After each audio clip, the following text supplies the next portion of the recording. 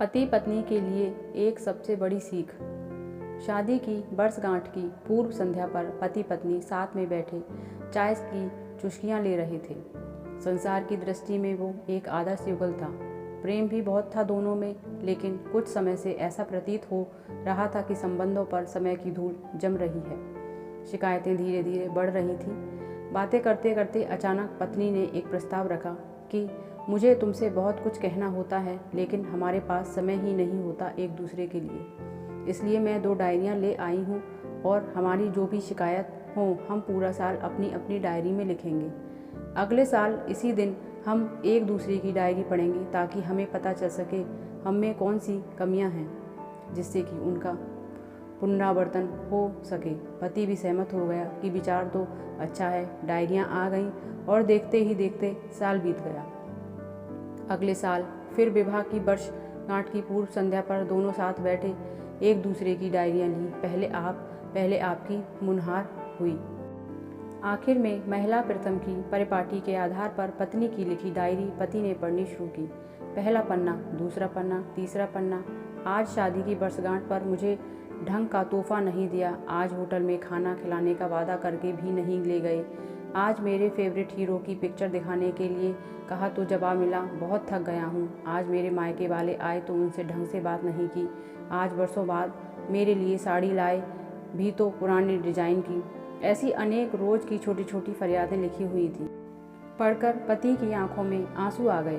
पूरा पढ़कर पति ने कहा कि मुझे पता ही नहीं था मेरी गलतियों का। मैं ध्यान रखूंगा कि आगे से इनकी पुनरावृत्ति ना हो।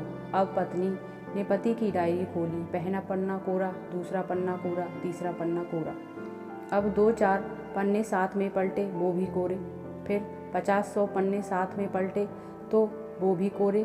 पत्नी ने कहा कि मुझे पता था कि तुम मेरी इतनी सी इच्छा भी पूरी नहीं कर सकोगे।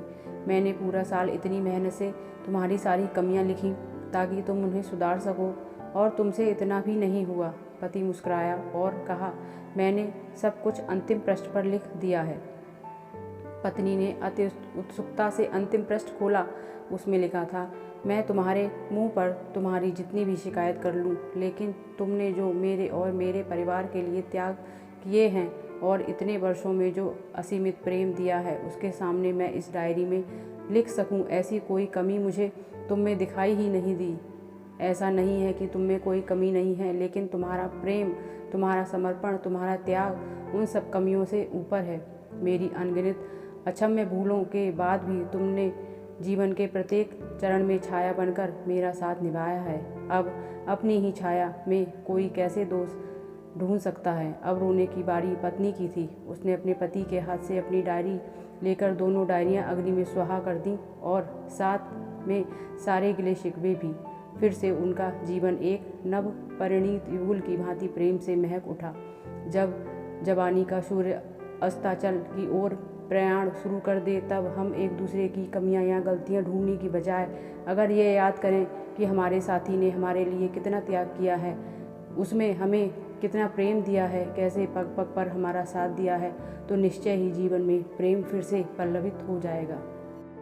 तो दोस्तों, ये थी आज की मेरी कहानी। अगर पसंद आई हो तो वीडियो को लाइक कीजिए और मेरे चैनल को सब्सक्राइब कीजिए। Thank you.